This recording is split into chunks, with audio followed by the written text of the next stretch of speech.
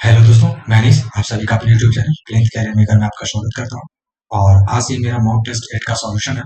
तो आज इसको आप अच्छे से देख लीजिएगा। और किन्हीं को अगर मॉक टेस्ट देना हो तो वो मेरे टेलीग्राम चैनल पर ऐड हो जाना। ईच एंड एवरी नाइट मैं प्रत्येक रात को 10 बजे मॉक टेस्ट लेता हूँ और उसका आंसर सीट मैं कल उसको अपलोड कर देता हूँ। ठीक है, तो अगर किन्हीं को देना हो तो वो फ्री ऑफ कॉस्ट है। आप मेरी मेरे टेलीग्राम चैनल में ऐड होकर आप mock test Bihar civil court mains के लिए दे सकते हैं। ठीक है, तो आज ये मेरा मॉक टेस्ट 8 है और ये सिविल कोर्ट क्लर्क मेंस के लिए। और इसमें बहुत सारे बच्चों ने अच्छा अच्छा परफॉर्म किया था। तो अगर आपको भी मॉक टेस्ट देना हो तो आकर दे सकता है। तो सबसे पहला क्वेश्चन है कि मानव शरीर में आवश्यक अमीनो अम्लों की संख्या कितनी है? आवश्यक, तो जो आवश्यक रहेगा तो यहाँ पर मैंने जो आंसर दिया था 20, ये 20 वाकई गलत है। इसका आंसर 9 ही होगा, है ना। यानी आवश्यक अमीनो अम्ल की संख्या 9 और ये है 20 है, बट लेकिन आवश्यक नहीं है। जहाँ वर्ड है इसेंशियल, ये वर्ड लगा हुआ इसेंशियल, तो जो इसेंशियल अमीनो अम्लों की संख्या होती है वो 9 है। वो कितनी है? 9। तो जिनका भी अगर 20 था तो वो एक मार्क्स अपना बढ़ा लेंगे। फिर है सबसे बड़ा आवृतबीजी पौधा। सबसे बड़ा आवृतबीजी पौधा का नाम क्या है? तो सबसे बड़ा आवृतबीजी पौधा का नाम है यूकेलिप्टस। फिर है जीएसटी किस संविधान संशोधन से संबंधित है? तो जीएसटी 101वां संविधान संशोधन से रिलेटेड है। और जीएसटी अगर बात की जाए कि जीएसटी कब लागू हुआ, तो आपको बताना 2017 में सबसे पहले ये लागू किया गया था। और 2017 में इसको लागू करने वाला पहला स्टेट का नाम था आसाम। सबसे पहला स्टेट का नाम क्या था? आसाम था। ठीक है, फिर मुख्य चुनाव आयुक्त का कार्यकाल कितना वर्ष का होता है? मुख्य चुनाव आयुक्त का कार्यकाल होता है, तो मुख्य चुनाव आयुक्त 6 या 65 वर्ष। यानी अगर उनका एज 65 वर्ष से पहले है तो चाहे तो जो पहले आ जाए, चाहे 6 वर्ष पहले आ जाए या 65 वर्ष से आ जाए, यानी 6 भी लिखना और 65 वर्ष, 6 या 65 वर्ष लिख आंसर करना। ठीक है, फिर है सरकारिया आयोग। सरकारी आयोग का स्थापना कब हुआ? सरकारी आयोग का स्थापना 1983 में हुआ। और सरकारी आयोग का संबंध है किस चीज से? तो वो है केंद्र राज्य संबंध से, केंद्र राज्य संबंध से। ठीक है, तो ये इंपॉर्टेंट था। सर्वप्रथम भारत सरकार का विधि अधिकारी कौन होता है? सर्वप्रथम भारत सरकार का विधि अधिकारी महान्यायवादी होता है। कितना क्या होता है? महान्यायवादी। आपको बताना है कि महान्यायवादी किस आर्टिकल में, ये आर्टिकल कौन सा महान्यायवादी का, आपको वो आंसर देना है। ठीक है, आर्टिकल महान्यायवादी का। ग्रैमी अवार्ड पाने वाले पहले भारतीय का नाम क्या है? Grammy award. तो ग्रैमी अवार्ड सबसे पहले दिया गया था पंडित रविशंकर को। किन्हें दिया गया था? पंडित रविशंकर को दिया गया था। और पंडित रविशंकर का संबंध किस चीज से है ये आपको बताना है। पंडित रविशंकर का संबंध किस चीज से, किस वाद्य यंत्र से है, आपको ये आंसर देना है। भटनागर पुरस्कार किस क्षेत्र में दिया जाता है? भटनागर पुरस्कार विज्ञान के क्षेत्र में दिया जाता है। भटनागर पुरस्कार कब दिया जाता है? विज्ञान के क्षेत्र में दिया जाता है। भारत का नेपोलियन किसे कहते हैं? तो भारत का नेपोलियन समुद्रगुप्त को कहते हैं। भारत का नेपोलियन किसे कहते हैं? समुद्रगुप्त का। और एक है क्वेश्चन आता है भारत का बिस्मार्क किसे कहते हैं? भारत का बिस्मार्क, तो ये कहा जाता है, भारत का बिस्मार्क कहा जाता है सरदार पटेल को, सरदार वल्लभ भाई पटेल को, यानी सरदार पटेल को कहा जाता है भारत का बिस्मार्क कहा जाता है। ठीक है, अर्थशास्त्र में नोबेल प्राइज किस वर्ष से दिया जाता है? तो वो देखो 1967 में ये घोषणा हुआ था। कब हुआ था? 1967 में ये घोषणा हुआ था। ठीक है, यानी अनाउंसमेंट हुआ था। और इसके बाद जो सबसे पहला दिया गया था वो 1969 में दिया गया था। सबसे पहला कब दिया गया था? तो वो सबसे पहला दिया गया था 1969 में दिया गया था। ठीक है, फिर है next question, Nagarjuna Sagar Srisailam tiger reserve. Nagarjuna इस बार पूछा गया था पीटी में। नागार्जुन किस कहाँ है? तो वो आंध्र प्रदेश में। कहाँ है? तो आंध्र प्रदेश में है नागार्जुन सागर श्रीशैलम टाइगर रिजर्व। कहाँ है? तो ये आंध्र प्रदेश में। और ये आई थिंक नागार्जुन श्रीशैलम ही है जो सबसे बड़ा, ये है सबसे बड़ा टाइगर रिजर्व यही है। सबसे बड़ा टाइगर रिजर्व भी यही है। सबसे बड़ा टाइगर रिजर्व भी कौन है? आंध्र प्रदेश का नागार्जुन सागर श्रीशैलम ही है। ठीक है, भारत की सबसे प्राचीन जनजाति कौन है? तो भारत की सबसे प्राचीन जनजाति है गोंड जनजाति। भारत की सबसे प्राचीन जनजाति गोंड जनजाति है। सबसे अधिक जनसंख्या घनत्व वाला राज्य कौन है? तो सबसे अधिक जनसंख्या घनत्व बिहार का नंबर 1 है। बिहार नंबर 1 पोजीशन पर। और सेकंड नंबर पर ये बंगाल है। सब सेकंड नंबर पर कौन है? तो वेस्ट बंगाल। ठीक है, ये बंगाल में द्वैध शासन यानी डायरकी शासन लगाने वाला सबसे पहले कौन था? तो वो रॉबर्ट क्लाइव लगाया था। द्वैध शासन कब लगाया था? Robert Clive. आपको ये बताना है कि ये कब लगाया गया था, है ना। आपको ये बताना है कि ये कब लगाया गया, वेन, कब लगाया गया था बंगाल में द्वैध शासन। ठीक है, मूलभूत उपनिषद की संख्या कितनी है? तो मूलभूत उपनिषद की संख्या 13। ऐसे तो टोटल उपनिषद 108 है। ऐसे तो टोटल उपनिषद कितने हैं? 108 है, लेकिन मूलभूत जो फंडामेंटल वाले हैं वो कितने हैं? 13 है। कितने हैं? 13। फिर मैंने क्वेश्चन हिंदी का यहाँ पर देखिए, यहाँ पर हिंदी का, हिंदी में लिखा गया था मोर का पर्यायवाची कौन है? तो मोर को मैंने एक्चुअली आपको लिखने एक ही होते हैं वहां पर क्वेश्चन में, एग्जाम में भी एक ही लिखने हैं, लेकिन मैंने यहाँ 2-3 लिखा इसलिए ताकि आप लोग थोड़ा ज्यादा नॉलेज हो सके। एक होता है सीखी, शिखंडी, मयूर, है ना। तो मोर का मयूर तो बहुत इजी था, ये करना है। सीता, माँ सीता को क्या कहते हैं, सीता को बोलते हैं जानकी, भूमिजा, सॉरी जानकी के बाद यहाँ कॉमा लगा रहा है, जानकी, भूमिजा, जनक, तनया। देखो तनया का मतलब ये होता है तनय, एक वर्ड होता है तनय, तनय का मतलब होता है पुत्र, तनय का मतलब होता है पुत्र, और इसमें या लगेगा तो पुत्री हो जाएगा, जैसे तनया, तो ये हो गया पुत्री, है ना। तो चूंकि ये जनक जी की पुत्री है तो जनक तनया। राम की प्रिय है, राम के प्रिय, एक्चुअली प्रिया, जो प्रिय बोला जाता है वो प्रिय वाइफ को बोला जाता है, प्रिय कहा, ये वाइफ को बोला जाता है। तो राम प्रिया, इसीलिए इनको बोला था राम जी की प्रिया है, इसीलिए राम प्रिया भी बोलते हैं। साकार, साकार का विलोम शब्द क्या होगा, साकार को निराकार, साकार का क्या होगा, निराकार। जंगम, जंगम क्या स्थावर होता है, देखिए यहाँ पर थोड़ा सा गलत टाइपिंग है, इसको लिख देते हैं अस्थावर। जंगम का क्या होता है, अस्थावर, है ना। जंगम का मतलब क्या होता है, अस्थावर। दोपहर के बाद का समय, जो दोपहर के बाद का समय होता है उसे अपराहन बोलते हैं, उसे क्या बोलते हैं, अपराहन बोलते हैं। वह स्त्री अपराहन कैसे लिखा था, थोड़ा देख लीजिएगा, ये टाइपिंग मिस्टेक है, ऐसे नहीं अपराहन लिखा था, लेकिन होगा इसका आंसर अपराहन। वह स्त्री जिसका पति दूसरा विवाह कर ले उसे अधगूढ़ा कहते हैं, उसे क्या कहते हैं, अधगूढ़ा कहते हैं। वह स्त्री जिसका पति दूसरा विवाह कर ले उसे अधगूढ़ा कहते हैं। दोनों हाथों से लूटना, कहता ना आजकल तुम दोनों हाथों से लूट रहे हो, तो दोनों हाथों से लूटने का मतलब क्या होता है, दोनों हाथों से लूटने का मतलब होता है अत्यधिक लाभ कमाना, लाभ पर लाभ, अत्यधिक लाभ कमाना। एक होता है आम के आम गुठलियों के दाम, उसका मतलब होता है लाभ पर लाभ कमाना, है ना। वही है दोनों हाथों से लूटना, मतलब अत्यधिक लाभ उठाना। फिर है मुंह में पानी आना, मुंह में पानी आना कहता है ना, मुंह में पानी आ गया खाना देकर, स्वादिष्ट स्वादिष्ट भोजन देकर, यानी लालच देना, यानी क्या करना, लालच देना, लालच आना, मुंह में पानी आना मतलब लालच आना, ठीक है। फिर है मनोरथ, मनोरथ में कौन सा संधि है, मनोरथ में कौन सा संधि है, तो जब आप मनोरथ को देखिएगा तो इसका होता है मनः जोड़ रथ, मनः जोड़ रथ, मनोरथ, मनः, जो ये विसर्ग चूंकि इसमें लगा हुआ है, क्या लगा हुआ है, ये दोनों विधि है जो विसर्ग का है, इसीलिए इसको बोलते हैं विसर्ग संधि है। फिर है पंजाब, पंजाब यानी पांच दुआ वाला, इसको बोलते हैं पंजाब का मतलब होता है पांच दुआ वाला शहर, पांच दुआब वाला शहर, है ना। तो चूंकि ये पांच इसमें द्विगु समास में ही आगे जो पहला अक्षर आता है उसमें क्या रहता है, न्यूमेरिकल वैल्यू रहता है, ये नंबर लिखा हुआ रहता है किसमें, द्विगु समास में, तो इसीलिए इसको बोलेंगे द्विगु समास। एक वीडियो लेकर आएंगे जो अभी आई थिंक मैं सोच रहा हूँ कि हिंदी ग्रामर का एक एक पर डे एक एक वीडियो लेकर आऊँ, और वो बहुत मिनिमम यानी 10 से 12 मिनट में मैं एक चैप्टर को फिनिश करने वाला हूँ। तो इसके लिए मैंने पूरा जितना भी हो सकता है रोड मैप, जितना नोट्स हो सकता है मैंने बना लिया है ना। आज है या फिर कल से कल वीडियो एक जरूर आएंगे, ठीक है। और वो मतलब इस तरह से आएंगे कि अगले 10 to 12 डेज में पूरा हिंदी का ग्रामर कंप्लीट हो जाना चाहिए, ठीक है। फिर घरेलू घरेलू हिंसा पर 100 शब्द लिखना है, क्या लिखना है, घरेलू हिंसा पर 100 शब्द लिखने हैं। फिर है ये एक्चुअली निबंध है, ये क्या है, निबंध है। फिर अपने जिला अस्पताल में बेड की कमी को पूरा करने के स्वास्थ्य मंत्री को एक 100 शब्दों में पत्र लिखना, यानी हिंदी में एक पत्र है और एक ये था, तो चलेंगे उसको भी करेंगे, पहले ये इंग्लिश कर लेते हैं। फिर अब fit to be eaten, fit to be eaten का मतलब ये OWS है, जो खाने में ईट है, जो खाने में सूटेबल है ना, जो खाने में फिट है उसको बोलते हैं एडिबल।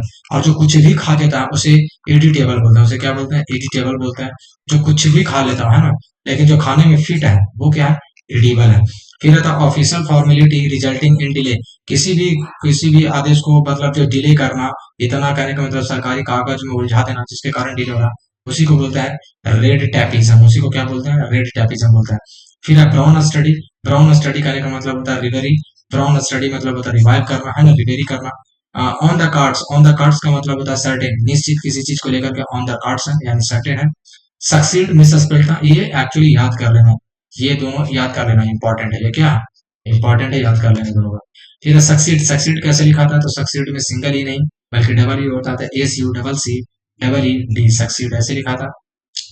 फिर रिस्यूसिटेट रहता है ना, रिस्यूसिटेट क्या प्रोनाउंसिएशन है इसका, आई थिंक रेज्यूसिटेट है। एक्चुअली मैंने जब वर्ड पहली बार सुना था तो बहुत हमें भी ये गलत, पहले बार में मैंने भी इसको बहुत गलत बनाया है ना। एक्चुअली ये वर्ड बहुत क्या है वो, मतलब हाई फ्रीक्वेंसी वर्ड नहीं है, बहुत लो फ्रीक्वेंसी वर्ड है, क्योंकि ये वर्ड बहुत कम ही लोग एक्चुअली इतना सारा मॉक टेस्ट टेली आती क्या उसको बोलते हैं, ऐप पर मारे हैं, वो टेक्स्ट बुक पर मारे, लेकिन कभी इस वर्ड का जिक्र नहीं वहां पर मिला, है ना। तो ये आई थिंक पहले हमको लगा कि इस वर्ड को देना चाहिए, है ना। तो एक्चुअली में यहाँ पर RESU और यहाँ पर RESUCITATE है, तो आई थिंक मेरे हिसाब से RESUS, हाँ यहाँ पर देखिए RESUS यहाँ पर मिस्टेक हो गया था, है ना। यहाँ पर क्या होता है RESUS, यहाँ पर ये देखिए एस, ये एस मिस्टेक होता है। और जब भी यहाँ पर जब हम प्रोनाउंसिएशन कोई भी करता है या रिस्यूसिटेट अगर जब बोलता है तो एस का यहाँ पर क्या हो जाता है, वो गायब हो जाता है। इसलिए यहाँ पर एस होगा। तो फिर से एक बार देख लेना इसका मीनिंग कैसे लिखेगा, RESUSCITATE, ये एक्चुअल मीनिंग है ना। और ये बहुत ही अजीब मीनिंग था, इसीलिए मैंने इसको यहाँ पर दिया था। फिर नॉक्सियस, नॉक्सियस का मतलब होता है पेनफुल, मतलब जो कर्स है इसको पेनफुल बोल सकते हैं, कर्स बोल सकते हैं, ये भी बोल सकते हैं पेनफुल कर्स। प्रोवोक करना, किसी को कहता है ना प्रोवोक कर रहे हो यानी इंसाइट कर रहे हो, इंस्टिगेट कर रहे हो, इंस्टिगेट भी होता है, इंस्टिगेट भी करना मतलब ये भड़काना होता है ना। ये सब कर सकते हो। टिमिड, टिमिड का मतलब होता है, सॉरी टिमिड का एंटोनिम्स है यहाँ पर, टिमिड का क्या है एंटोनिम्स। तो टिमिड का मतलब हो गया बोल्ड, टिमिड का उल्टा क्या हो गया बोल्ड। ऐसे टिमिड का अगर सिनोनिम्स पूछेगा, अगर टिमिड का साइनो पूछेगा तो इसको कोवार्ड भी बोल सकते हो, क्या बोल सकते हैं, कोवार्ड भी बोल सकते हो, है ना। कोवार्ड भी बोल सकते हो, मतलब डरपोक है, बदबू है ना, इस तरह के वर्ड का यूज कर सकते हो। फिर राइट एन ऐसे on digital India in 100 words, digital word पर, डिजिटल इंडिया पर 100 वर्ड्स में लिखना है। और राइट टू लेटर या स्टेट एजुकेशन मिनिस्टर को मैंने दिया था कि एजुकेशन जो स्कूल में एजुकेशन है उसको खराब है, उसको सुधारने के लिए मैंने दिया था, ठीक है। तो चलते हैं। तो सबसे पहला वहां पर चूंकि यहाँ पर 100 वर्ड्स में लिखने थे, तो मैंने चूंकि यहाँ 100 वर्ड से कुछ थोड़ा सा ज्यादा लिए हैं, है ना। इसीलिए लिए ताकि आप इसको एक ओवरव्यू बना लें, क्योंकि हम लोग यहाँ सीखना है ना। एक्चुअली ऐसा नहीं कि 100 वर्ड्स दिए तो एकदम 100 वर्ड्स में फिनिश करना। बेसिकली यहाँ पर मोटो ये है कि ज्यादा से ज्यादा सीखे ताकि वहां पर आप अपने हिसाब से लिख पाए, है ना। तो जो मेरा मोटो था यहाँ पर, मेरा लिखने का तरीका है घरेलू हिंसा पर। मैंने लिखा सबसे पहले कि घरेलू हिंसा हमारे समाज में पाए जाने वाले अपराधों में से में से एक है ना। यानी कहने का मतलब जो हमारे घरेलू हिंसा में बहुत प्रकार के अपराध पाए जाते हैं, बहुत प्रकार का अपराध पाए जाते हैं, उसमें से भी यह एक है, उसी में एक प्रकार का यह अपराध है। इसमें क्या किया जाता है, इसमें जो पीड़िता है, पीड़िता के नीचे देना, उसमें पीड़िता को शारीरिक रूप से, मानसिक रूप से तथा आर्थिक रूप से प्रताड़ित किया जाता है। ये तीन प्रकार के हो सकते हैं, है ना। यानी उनको शारीरिक दंड भी दिया जाता है, मानसिक रूप से भी किया जाता है और आर्थिक रूप से भी किया जाता है। एक्चुअली दंड नहीं बोलेंगे, ये मतलब एक कुरीति है, अपराध है ना, दंड अलग अलग चीज है। फिर है घरेलू हिंसा के कई कारण हो सकते हैं। घरेलू हिंसा के क्या है, तो वो कई कारण है, कौन कौन हो सकते हैं उसमें, जैसे मैंने दिया, जैसे दहेज हो सकता है, पितृसत्तात्मक सोच हो सकता है। पितृसत्तात्मक सोच मतलब कहने का मतलब मैं तो पुरुष हूँ, आई वाला, है ना, आई वाला कारण ईगो जो आ जाता है, मेल का ईगो, मेल वाला जो ये ईगो आ जाता है, उसके कारण पितृसत्तात्मक सोच है इत्यादि। इसमें ज्यादातर घर की औरतें तथा लड़कियों को घर के पुरुषों द्वारा प्रताड़ित करते हुए देखा गया। ये मैक्सिमम केस है, ज्यादातर घर में, है ना, ज्यादातर ये देखा गया। हालांकि औरतों मर्दों के साथ भी होता है, लेकिन हम यहाँ बेसिकली ये कहना चाह रहे हैं कि जो ज्यादातर, इसीलिए मैंने यहाँ वर्ड लिखा ज्यादातर, औरतों और लड़कियों के द्वारा लड़कियों पर होता है। और इसको करने वाले कौन होते हैं, तो घर के पुरुषों के द्वारा ही ज्यादातर देखा गया है। इस हिंसा के कारण हमारे समाज पर बहुत सारे प्रभाव को पढ़ते हुए देखा जा सकता है, हमारे समाज पर बहुत प्रभाव पड़ता है। जैसे निम्न में से कुछ इसके देखा जा सकता है, जिसमें से निम्न है।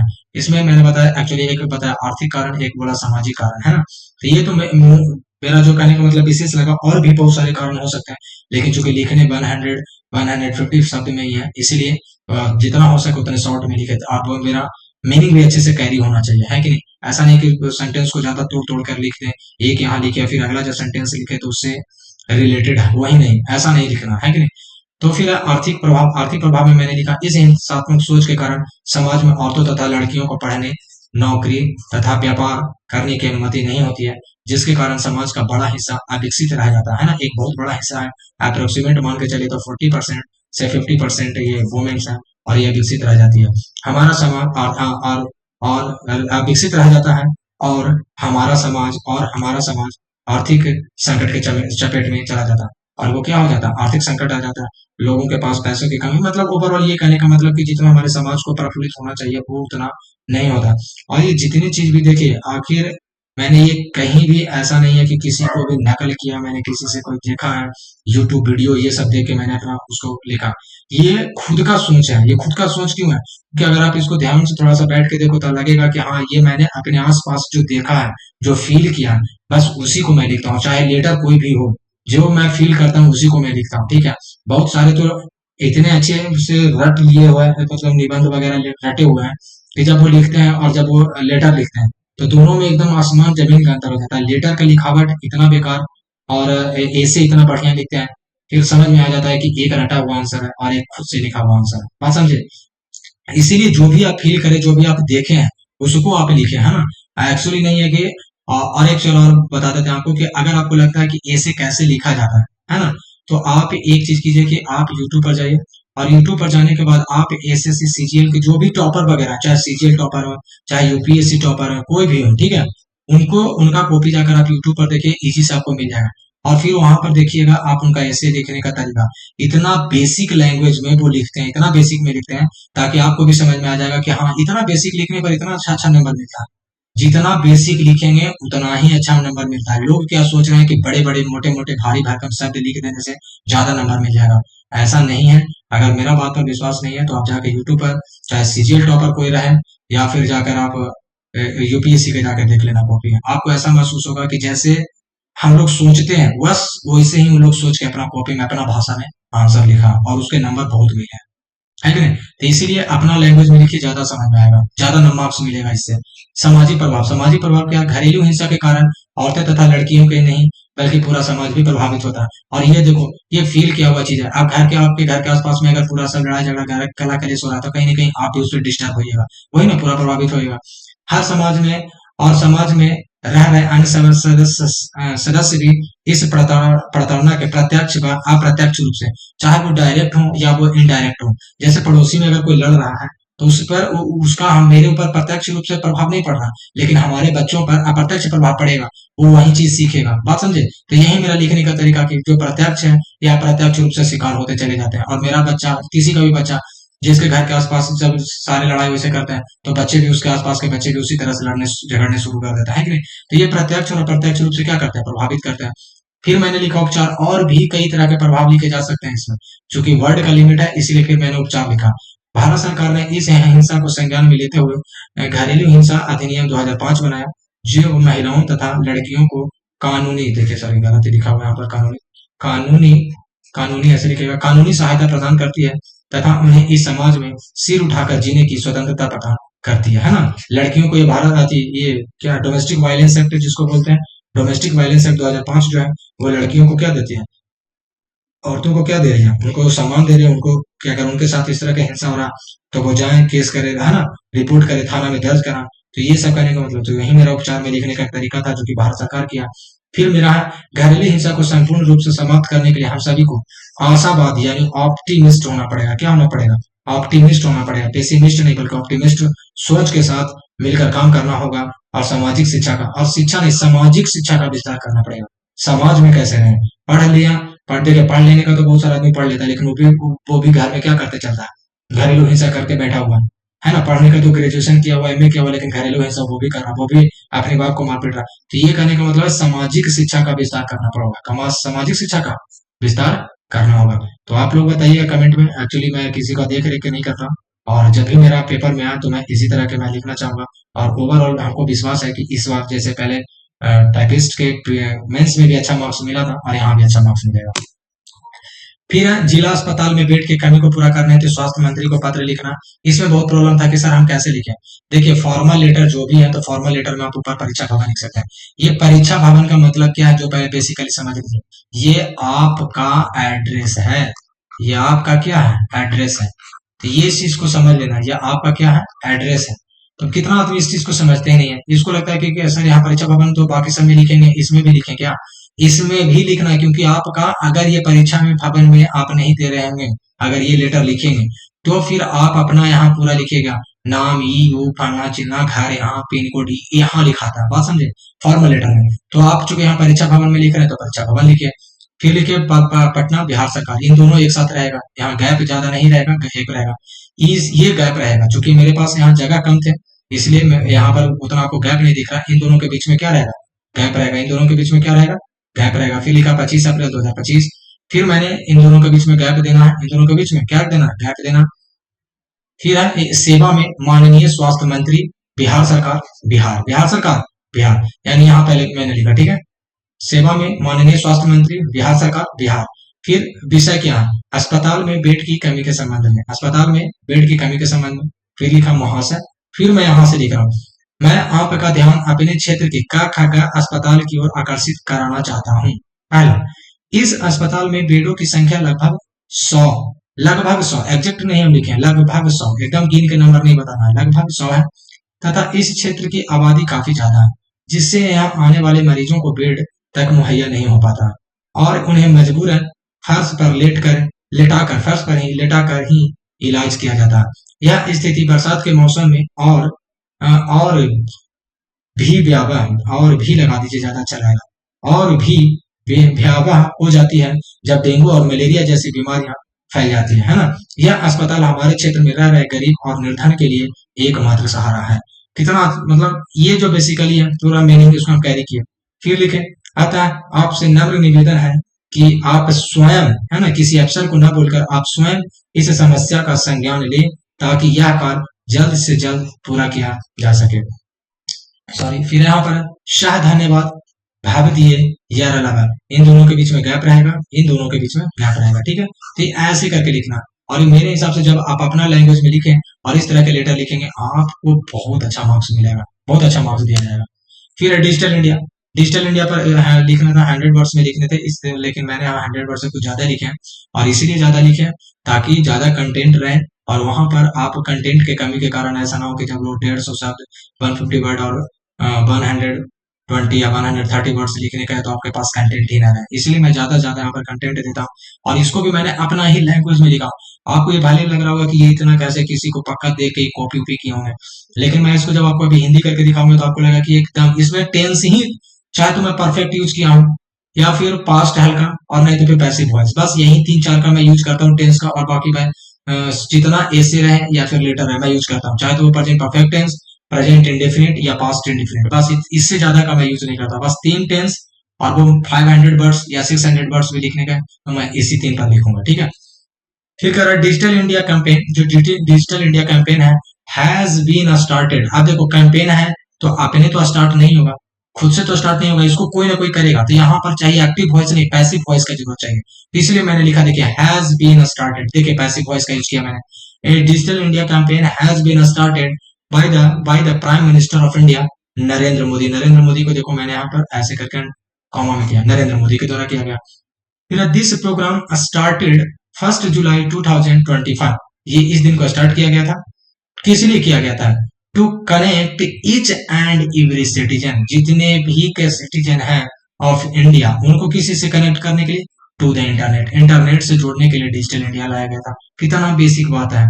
The main M of digital India, जो डिजिटल इंडिया का जो मेन एम है, जो मेन मकसद इसका क्या है, providing high speed broadband connectivity in all rural and remote area. यही तो डिजिटल इंडिया था ना, हर जगह जियो लेकर के आना, जियो का फ्री सिम दे रहा है कि नहीं, 200 149 में पूरा का इंटरनेट देना, ये क्या था, ये उसका मेन एम तो यही था ना कि हाई स्पीड ब्रॉडबैंड कनेक्टिविटी को देना था। कहाँ? तो जो रूरल है वहां, जो रिमोट एरिया जहां दूर दराज के लोग हैं वहां एरिया उन सब जगह देना। द इम्पैक्ट मैंने इतना लिखा, ये लिखा ये इतना मैंने लिखा कि ये क्या है, डिजिटल इंडिया क्या है और उसका पर्पस बेसिकली क्या है। क्योंकि आप किसी का इंट्रोडक्शन लिखते हैं तो इंट्रोडक्शन में आपको वो क्या है वो बताना होता है और दूसरा इसका क्या मेन मोटो है, इससे लाभ है हानि है, कुछ ना कुछ उसका झलक आपको इंट्रोडक्शन में देना पड़ता है ना। लेकिन ऐसा बहुत सारे आप जब किसी का वीडियो देखिएगा या किसी से रट के करेंगे तो इतना तो समझ बुद्धि तर्क बुद्धि वहां फिर समाप्ति हो जाता है। और मैं इसलिए यहाँ पर उन लोगों को समझा रहा हूँ बेसिकली जो खुद से लिखने का ट्राई कर रहे हैं, जैसे मेरे कुछ ग्रुप में है बच्चे हैं जो खुद से लिखने का ट्राई करते हैं, उनको मैं यहाँ सिखाने का ट्राई कर रहा हूँ, ठीक है। बाकी तो जो रट पीट के आएंगे उनको फिर इसको चाहे तो वो रोक देंगे या फिर इसको भगा के सिर्फ इसको अपने कॉपी में नोट डाउन करके रटना शुरू कर देंगे, है ना। तो इंट्रोडक्शन का बेसिकली मतलब क्या है, इंट्रोडक्शन जब भी आप लिखें तो 2 चीज का ही जिक्र करना। पहला तो वो क्या है, व्हाट का देना है कि आखिर जो चीज के बारे में आप लिख रहे हैं वो क्या है, और दूसरा उसका कुछ ना कुछ आपका प्रॉस एंड कॉन्स यहाँ पर दिखा देना। प्रॉस एंड कॉन्स क्या करना, थोड़ा सा दिखा देना, किससे चाहे तो प्रॉफिट है या फिर लॉस है, क्या है जो आपको दिखा देना, ठीक है। फिर मैंने यहाँ पर लिखा था impact of digital India. Digital India का इम्पैक्ट क्या है, तो has both advantages and disadvantages. वो एडवांटेज भी है इसका और डिसएडवांटेज भी है, ऐसा नहीं है कि डिजिटल इंडिया खाली एडवांटेज ही दे रहा है, डिसएडवांटेज भी है। अब इसको मैंने लिखा एडवांटेज ऑफ डिजिटल इंडिया क्या, मैंने यहाँ इतना सारा पॉइंट लिखा, अगर मैं चाहूं तो इसको 100 पॉइंट भी मैं लिख सकता हूँ। डिजिटल इंडिया हर दिन देखे ना, आप अपना मोबाइल खोल कर देखो तो इंटरनेट से हम क्या नहीं कर सकते हैं, इतना सारा कंटेंट भरा पड़ा, फिर याद करने का क्या मतलब है। सिंगल क्लिक, मैंने एक बहुत अच्छा ही लिखा, single click money transfer in people's bank account. मैंने ये इसीलिए लिखा ना, क्योंकि जब हम गांव में देखते हैं क्या लोगों को जो ये 6,000 7,000 जो प्रधानमंत्री जी फसल के नाम पर पैसे देते हैं, वो सारे उनके डायरेक्ट अकाउंट में आते हैं। सारे कैसे आते हैं? डायरेक्ट अकाउंट में। और वो मोदी जी बोल एक बार स्पीच दिए थे तो यही बोले थे कि मैं सिंगल क्लिक करता हूँ और सारे के अकाउंट में पैसे चले जाते हैं। उसी वर्ड को मैंने यहाँ चेक दिया, मैंने लिखा single click money transfer in all in people's bank account. जितने भी पीपल्स बैंक अकाउंट है सारे के सारे। फिर मैंने लिखा no corruption between government and peasants. फिर देखिए मोदी जी उसी दिन स्पीच में भी ये भी बोले थे कि आज जो ये बीच में बिचौलिया है मैंने उसको समाप्त कर दिया है ना। जो बीच में पैसे खा जाते थे पहले, इंदिरा गांधी राजीव गांधी चाहे कोई समथिंग कुछ थे जो बोलते थे कि 16 आना पैसा देते हैं और वो 2 आना 3 आना कुछ भी मतलब पहुंच पाता है ना। तो उसी चीज को लेकर मोदी जी भी भाषण दे रहे थे। तो उसी चीज को मैंने लिखा है no corruption between government and peasants. Peasants का मतलब किसान होता है। आज ये करप्शन क्या हो गया? ऑलमोस्ट खत्म हो गया। करप्शन खत्म हो गया क्योंकि बीच में पैसा किसी को दे ही नहीं जा रहा, डायरेक्ट सरकार से कहाँ जा रहा? पीजेंट्स के बीच में आ रहा। तो दूसरा पॉइंट लिखे। तीसरा मैंने लिखा कि citizen express their thoughts and problems. जैसे अभी कुछ दिन पहले मैंने एक बेल्ट्रॉन को लेकर के वीडियो बनाया था जिसमें देखा था कि एक लड़का का 0/0 है। तो मैंने मेरा जो थॉट्स है, मेरा जो प्रॉब्लम है, उसको हम सरकार के सामने रखे, in the front of government के सामने रखा। किसके यूज से? With the use of social media. YouTube का यूज किया ना। और यूट्यूब कैसे यूज किया? Internet, digital India. तभी तो पहले अगर नेट में इंटरनेट मिलता था 200 रुपए में 1 GB, 300 रुपए में 1 GB, तो क्या हम कर पाते? नहीं कर पाते। डिजिटल इंडिया का कमाल है। फिर मैंने लिखा easy and almost free education. आज देखिए हर कोई यूट्यूब पर पढ़ रहा है, इजी हो गया, ऑलमोस्ट फ्री, अप्रोक्सीमेट पूरा फ्री हम नहीं लिखे क्योंकि नेट भराने में कुछ 100 रुपया 200 रुपया अभी भी चार्ज लगता है। तो ऑलमोस्ट फ्री ही है, ऑलमोस्ट फ्री एजुकेशन सिस्टम आज हो गया। फिर each and every one can go anywhere. आज each and every one can go anywhere without asking to anyone. आज हर कोई कहीं भी जा सकता है बिना किसी को पूछे। कहा? विद द यूज ऑफ नाविक। अब यहाँ नाविक का मैंने यूज किया। नाविक है Indian GPS system and Google map. अगर आपको यहाँ से कहीं कोई मंदिर जाना है तो आप किसी से पहले पूछ के जाना पड़ता था, अच्छा भाई साहब बता दीजिए कहाँ जाना है, कैसे जाना।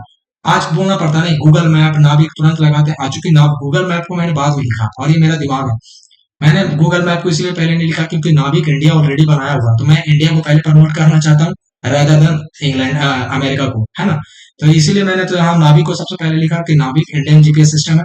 और फिर मैंने गूगल मैप का देखा कि आज आपको कहीं भी मंदिर जाना, कहीं भी जाना, तो आप इजीली क्या कीजिएगा, गूगल मैप लगाते हैं और नाविक लगाते हैं, आप पहुंच जाते हैं किसी से बिना पूछे। किसका कमाल है? डिजिटल इंडिया का कमाल है। फिर अब पीपल और अर्निंग मनी। पीपल आज लोग पैसे भी कमा रहे हैं with the help of social media. Social media पर रील्स बना रहे हैं, एजुकेशन वीडियो बना रहे हैं, डांसिंग वीडियो बना रहे हैं, पैसा कमा रहे हैं। किसके कारण? डिजिटल इंडिया के कारण। अब हो सके मैं ये वीडियो क्यों बना रहा हूँ? इसलिए बना रहा हूँ ना कि 100 अगर लोग देख रहे हैं तो उसमें 100 के 99 या 95 लोग के पास मोबाइल है, वो इजीली पढ़ पाते हैं। अगर मैं ये वीडियो बनाता हूँ और 100 में से 2 या 3 आदमी के पास ही मोबाइल रहता और इंटरनेट रहता, तो क्या ये वीडियो बन पाता? नहीं बन पाता, क्योंकि वीडियो बनाने का फिर पर्पस ही खत्म हो जाता। ये भी लिखे पीपल आर अर्निंग मनी। इसके लिए कौन सा रटने की जरूरत है और इसके लिए कौन बहुत बड़ा तुरंग खान मार रहा है ना। बेसिकली खुद से आप बनाना सीख लीजिए। अभी आपके पास 20 डेज का समय है और यही आपके लिए ज्यादा बेहतर टाइम है। रटने वाले को छोड़ दीजिए, खुद से ट्राई कीजिए। अच्छा लिखेंगे, कम से कम नहीं भी लिखेंगे तो जो रट के ले जाएंगे उससे आपका मार्क्स ज्यादा मिलेगा और ये मेरा 100% गारंटी आपको कर देता है। फिर डिसएडवांटेजेस क्या है? डिसएडवांटेजेस ऑफ डिजिटल इंडिया क्या है? Online frauds and scams. जो फ्रॉड है, स्कैम है, आज बढ़ चुका है ना। देख लीजिए एस्ट्रोलॉट बोल दीजिए, कोचे वो आया, एस्ट्रोलॉजी का आया है, चाहे सिंगल क्लिक पर आप कुछ भी कर लीजिए, फोन पे पर आता है, फिर पैसा उड़ा देता है। बहुत सारे कहने का मतलब स्कैम आ गया, ऑनलाइन फ्रॉड स्कैम है। तो चूंकि मेरे दिमाग में ये था तो मैंने ये लिखा। फिर लिखा फेक एंड फॉल्स न्यूज। आज कुछ भी न्यूज हो रहा है, देखिए अमेरिका ने ये कर दिया, चाइना ने ये कर दिया, और छोटे मोटे आज सिविल कोड का रिजल्ट आ गया, कल मेंस होगा। बहुत सारे यूट्यूबर बनाते रहते हैं, इसीलिए मैंने उसको भी बताया। उसी चीज को लेकर के मैंने लिखा कि fake and false news have been also have increase, बढ़ चुका है ये सब। पहले ये सब नहीं था जी, बढ़ चुका है। फिर चूंकि ये दो तीन और भी लिख सकते थे, लेकिन चूंकि ये बड़ा हो जाता है इसलिए मैंने इसको इतना पर एंड किया। फिर डिस्पाइट ऑल द डिसएडवांटेजेस, ये सभी डिसएडवांटेजेस के बावजूद, ये दोनों है, इसके बावजूद digital India has proved a boom. ये क्या है? वरदान साबित हो गया। किसके लिए? Our economy and completely change our life style. और हमारे लाइफ स्टाइल को भी क्या कर दिया? चेंज कर दिया। चेंज कैसे किया हमारे लाइफ में? आज मुंबई में जो फैशन चल रहा है ना, जो मुंबई में फैशन पहन करके आदमी जो चल रहा था, आज हम लोग अपने गांव में विलेज में पहनते हैं, है ना। वो क्यों पहनते हैं? ये सब कमाल किस चीज का? ये सब का सब कमाल है डिजिटल इंडिया का। ये सब कमाल किसका है? डिजिटल इंडिया का ही तो कमाल है। तो बस यही चीज सोचना, जो अपने आसपास देखें उसको लिख देना। सबको लगता है कि भारी भरकम जरा कुछ शब्द लिखेंगे, ये लिखेंगे ज्यादा मार्क्स मिलेगा, गलत फहमी में और नंबर काटे जाएंगे इसके इसमें। क्योंकि उतना शुद्ध कोई लिख ही नहीं पाता, जितना शुद्ध कितने बच्चे तो लिख देते हैं, जो उतना शुद्ध उतना इंग्लिश में लिखा ही नहीं जा सकता, कोई भी नहीं लिख सकता। वो फिर रेमंड मर्फी साहब या केपी ठाकुर जैसे राइटर ही रहेंगे जो लिख पाएंगे, है कि नहीं। और जितने भी यूट्यूबर वगैरह जो बाकी सब जो पढ़ा रहे हैं टीचर लोग, वो क्या कर रहे हैं, लेकर के आ रहे हैं कि ये देखिए आप इसको ले लीजिए। आप उनको बोलो ना लिख के सामने मेरे लिखिए, आप सामने मेरे लिखिए, कैसे आप वैसे लिख पाते हैं क्या, कोई नहीं लिख पाएगा। फिर है यहाँ write a letter to the state education minister को लिखना to improve education quality in school, ठीक है। तो फिर मैंने लिखा एग्जामिनेशन हॉल पटना बिहार, ये दोनों के बीच में गैप रहेगा, क्योंकि यहाँ गैप इसीलिए नहीं दिया गया क्योंकि नीचे स्पेस नहीं स्पेस नीचे नहीं बच रहा था, इसके कारण, ठीक है। तो ये 25 अप्रैल है, इन दोनों के बीच में गैप देना 25 अप्रैल 2025। कितना कहते हैं भैया टाइम, लिखना है कि नहीं लिखना। आप 2025 ऐसे भी लिख सकते हैं, 2025 ऐसे भी लिख सकते हैं, ये 2028 भी लिख सकते हैं। दोनों में कोई भी गलत नहीं है, किसी का कोई हिम्मत नहीं है कि नंबर काट लेगा, बात समझे। ये फॉर्मल है और ये ऑथेंटिक है, गलत नहीं है। फिर मैंने लिखा टू, चूंकि यहाँ पर एडिटर नहीं था तो यहाँ पर लिखे टू, क्या लिखे, the honourable education minister Bihar government, Bihar government comma Bihar. आप इस तरह के में ऐसे यूज कर सकते हैं। फिर सब्जेक्ट में to improve education quality in school, education quality school में बढ़ाना है इसलिए। और चूंकि सब्जेक्ट को ज्यादा लंबा चौड़ा नहीं लिखना, जितने कम शब्द हो सके उतना में ही लिखना, ठीक है।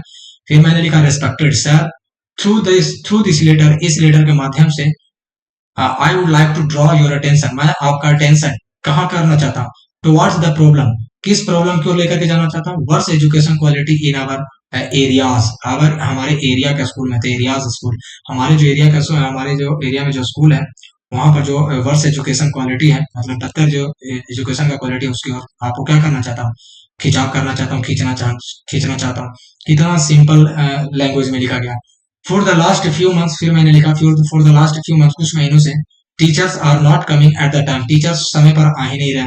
सम ऑफ देम, उसमें से जो कुछ है, some of them does not come regularly, उसमें से जो कुछ है वो रेगुलर भी नहीं आते हैं। ड्यू टू विच, जिसके कारण, ड्यू टू विच का मतलब होता है जिसके कारण, students are getting worried, student क्या हो गया, चिंतित होते जा रहे हैं, किस चीज को, these subjects, about these subjects, actually यहाँ पर अबाउट होना चाहिए था तो ज्यादा अच्छा रहता, अबाउट दीज सब्जेक्ट्स, इन जो सब्जेक्ट जो टीचर नहीं आ रहे हैं उन सब्जेक्ट को लेकर के स्टूडेंट में क्या हो गया, और ज्यादा चिंतित होते जा रहे हैं। फिर मैंने क्या किया इसके ऊपर, I have complained many times to the principal, मैंने प्रिंसिपल को बहुत बार इसको लेकर के कंप्लेन किया कि सर काहे नहीं आ रहा है, आप इस तरह के क्यों, मतलब एक्शन क्यों नहीं ले रहे। बट लेकिन ही ऑलवेज आंसर्ड, लेकिन वो हमेशा इस तरह से आंसर देते हैं इन राउंड अबाउट मैनर, घुमा फिरा के बात कर देते हैं, यानी ओवरऑल वो सच्चाई बताते ही नहीं है। We are not satisfied to his answer, हम जो उनके सेटिस्फाई, उनके जो आंसर दिया गया उनसे मैं सेटिस्फाइड ही नहीं हूँ। तब जाकर I hope you will take this problem seriously, तो मैंने आपको लिखा था आई होप, मैं आशा करता हूँ आप इस प्रॉब्लम को सीरियस लेंगे, एंड मॉनिटर पर्सनली, और आप इसको क्या करेंगे, वो पर्सनली मॉनिटर करेंगे, टू सॉल्व दिस प्रॉब्लम, ताकि ये प्रॉब्लम जल्द से जल्द खत्म हो जाए। अब इसमें कौन सा बड़ा बात है, इतना इजी और इतना छोटा लिखा गया। फिर थैंकिंग यू, यहाँ पर इन दोनों के बीच में स्पेस रहेगा, लंबा स्पेस रहेगा बड़ा वाला, थैंकिंग यू। फिर मैंने लिखा कितना, यहाँ पर लिखते हैं योर, हम कितना बार यहाँ पर बता रहे हैं वीडियो में योर्स लिखना है, yours sincerely A B C, A B C. I think इतना ही आज के लिए था। तो आपको ये आज सॉल्यूशन देख के बहुत अच्छा लगा होगा, अगर अच्छा हो तो लाइक कर देना, सब्सक्राइब तो कर ही रहे हो तुम लोग, बोलने की जरूरत नहीं पड़ रहा, आप लोग बहुत अच्छे सब्सक्राइब कर रहे हो, बट कमेंट कर देना अच्छे से कि हाँ सर अच्छा समझ में आ रहा है ना। तब तक के लिए जय हिंद, जय भारत।